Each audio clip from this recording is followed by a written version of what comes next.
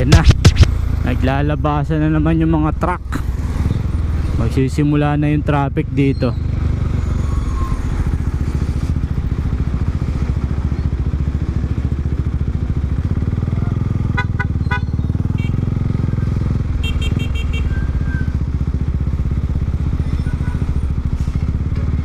Good thing nandito na yung mga butihin nating mga traffic enforcer. Dininig yung panalangin natin.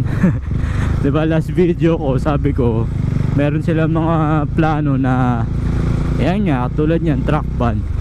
Kaso wala naman nagbabantay, so talagang mag-uunahan sila, so nagiging cause ng traffic. Eh ngayon nakakalat sila, oh. Wala lang sila dun sa poste. Diba nakaraan nandun lang sila sa poste, so ngayon kalat sila. Good job, good job.